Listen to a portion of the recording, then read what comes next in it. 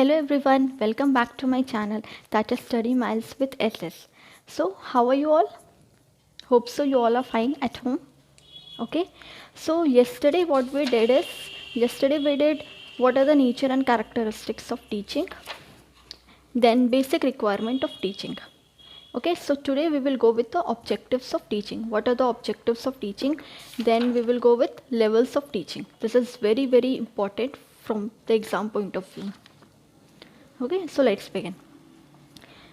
Number first point is to provide knowledge and skills to learners so that they can cope with the fast changing world.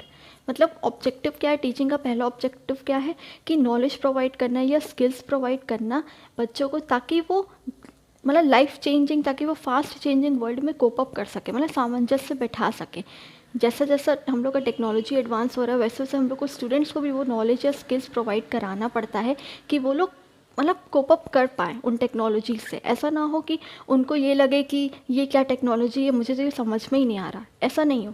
तो to provide knowledge and skills to learners so that they can cope with a fast changing world. I hope this point is clear. Then second is to mold and shape learners. Mold and shape क्या होता है? मतलब जैसा हम उसको shape देंगे बच्चे को, जैसा आकार देंगे बच्चा वैसे ही होगा.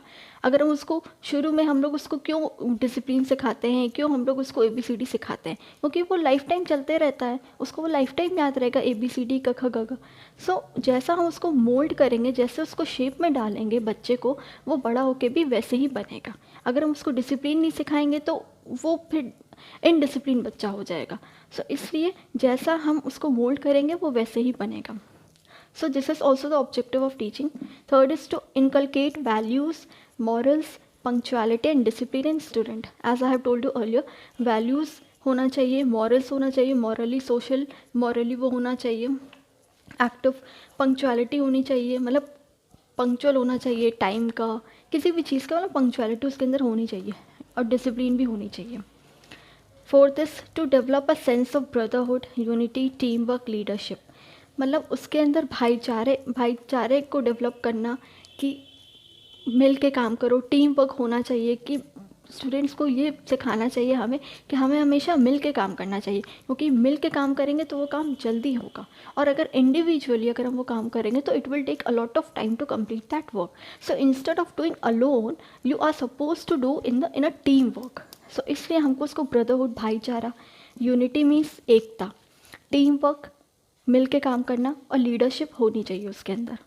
लीडरशिप इसलिए होनी चाहिए कि अपना वो डिसीजन खुद ले सके, कभी ज़रूरत पड़े तो वो अपना डिसीजन खुद ले सके. ये ना हो कि वो किसी दूसरे के डिसीजन पे वो रिलाई करे.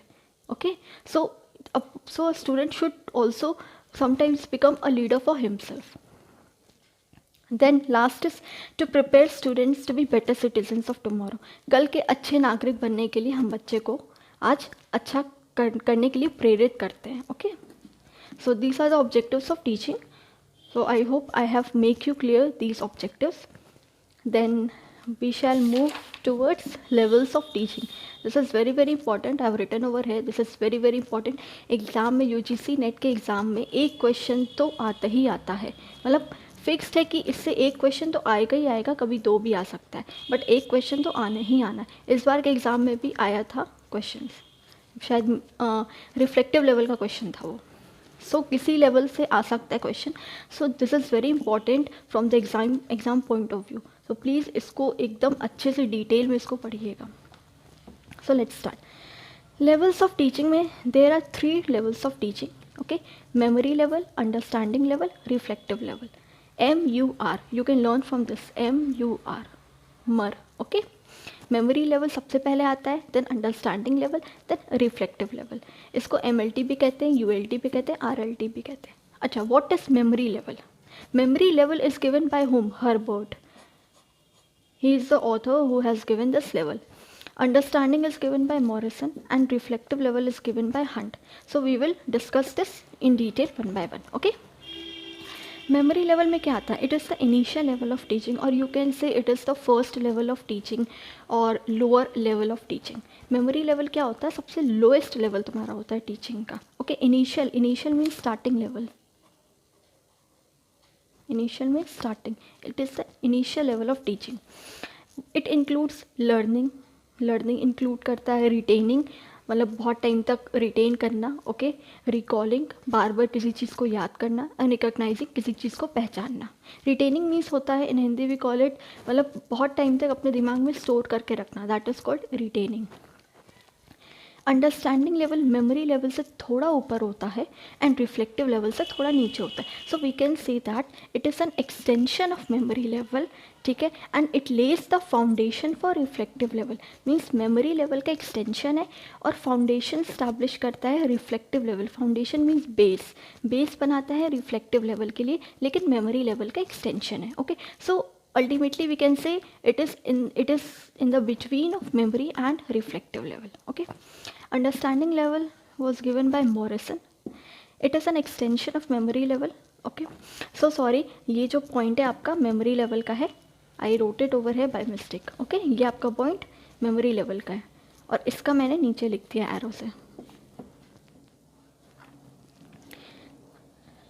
हाँ, मेमोरी लेवल में ये वाला पॉइंट मैं बता देती हूँ। मेमोरी लेवल में क्या होता है, it focuses only on rote memorization of concept. Memory level में क्या होता है, हम बच्चे को रटवाते हैं, जैसे नर्सरी LKG UKG के बच्चे को हम रटवा के पढ़ाते हैं ना, ABCD क ख ग घ, स्लीपिंग लाइन, स्ट्रेट लाइन, उसमें क्या करते हैं हम बच्चे को रटवाते हैं, क्योंकि उसकी मेमोरी उतनी ज़्यादा इन्हांस नहीं होती उस टाइम पे। इसलिए जैसा हम उसे बोलते हैं करने के लिए, जैसा हम उसे पढ़ाते हैं, वो डिट्टो वही चीज़ करता है या वो वही चीज़ सीखता है। तो इसमें तुम्हारा पूरा रोट लर्निंग होता है। रोट मतलब होता है रट्टा लगाना, ओके। रोट लर्निंग होता है एकदम रट्टा लगाना, जैसा जैसा टीचर बोला वैसा वैसा लर्नर या स्टूडेंट बोलेगा। सो इन दिस केस मेमोरी में क्या होता है, रट्टा लगाना, क्योंकि मेमोरी से ही क्लियर है, मतलब हम उसकी मेमोरी को इन्हांस करते हैं रटवा के, ओके। और अंडरस्टैंडिंग लेवल में क्या होता है, it's emphasis is on mastery of the subject by developing understanding.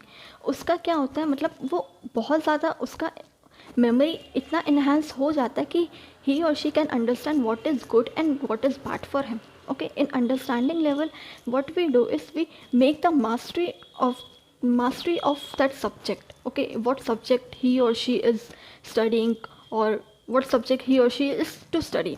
हम क्या करते हैं उसको, मतलब उस सब्जेक्ट में उसको मास्टरी करा देते हैं, ओके, मतलब मास्टर बना देते हैं उस सब्जेक्ट का, कि वो सही गलत पहचाने, सही गलत देखे, ओके। इस ये तुम्हारा मेनली ओके, पीछे भी है, इसमें पीछे में भी है, okay. For first complete this page, then I will explain you next page, okay. Then reflective level में क्या होता है, this is given by Hunt, this level is, it is the highest level of teaching। ये आपका lowest level होता है and this is your highest level of teaching, okay. It makes use of the knowledge and research skills of learners for solving real life problems। देखो, as reflective level is the highest level of teaching, so हम students से हम सोचते हैं कि student इतना तो capable है कि वो अपना डिसीजन खुद ले सकता है। In this a learner becomes an independent to take his or her own decisions, okay, decisions regarding life, career, anything. So वो इतना हो जाता है, वो इतना नॉलेजेबल हो जाता है कि वो सही गलत क्या है वो अपना समझ सके और उसके अकॉर्डिंग ही और she can take his or her own decisions, okay. वो किसी पर रिलाई नहीं करता उस वक्त, वो इंडिपेंडेंट हो चुका है रिफ्लेक्टिव लेवल में। मेमोरी लेवल में और देख लेते हैं हम लोग। In memory level teachers occupy the primary position with their authoritarian and dominant role while learners occupy the secondary position. MLT में क्या होता है मेमोरी लेवल में, कि टीचर प्राइमरी, मतलब टीचर का पहला हक होता है बच्चे को पढ़ाना रटवाना, इसलिए उसका पोजीशन क्या होता है प्राइमरी। और अथॉरिटेरियन मीन्स हम अथॉरिटी अपने पास रखते हैं कि जैसा हम कहेंगे वैसा बच्चा करेगा। So in this case the position is primary and authoritarian. और सिमिलरली इसी को अपोजिट होता है रिफ्लेक्टिव लेवल में। रिफ्लेक्टिव लेवल में क्या होता है, इसमें लर्नर्स और स्टूडेंट प्राइमरी पोजीशन ले लेते हैं, ठीक है। और तुम्हारा अथॉरिटी किसके पास होता है, इसमें तुम्हारा लर्नर्स के पास होता है, क्योंकि वो इतना कैपेबल हो चुका है कि उसे सब पता रहता है क्या करना है क्या नहीं करना है। He is that much of capable. Then ULT में teachers and learners play an active role in development of intellectual. In this, both the teachers, this is the mix of MLT and RLT. MLT और RLT का mixture है ULT. ULT में क्या होता है ना, दोनों मिलके काम करते हैं. अगर बच्चे को कुछ नहीं समझ में आएगा तो वो टीचर से पूछ लेगा, समझ लेगा. और अगर टीचर को किसी चीज़ में प्रॉब्लम होगा तो हो सकता है बच्चा उसको कभी कभी बता दे. ऐसा कभी कभी होता है कि कुछ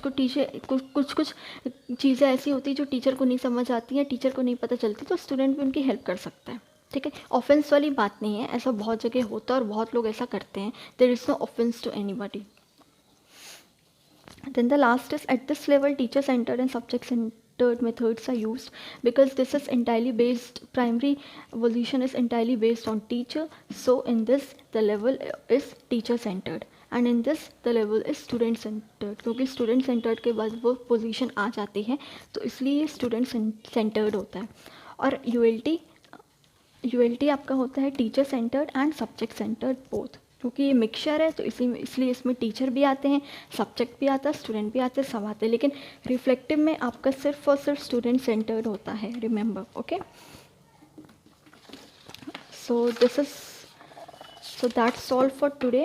okay, levels of teaching complete हो गया है. लेवल्स ऑफ टीचिंग प्लीज़ करके जाना एग्ज़ाम के लिए, बहुत इंपॉर्टेंट है. हार्डली 1 या 2 क्वेश्चंस तो आते ही आते हैं. सो this is very important for you exam.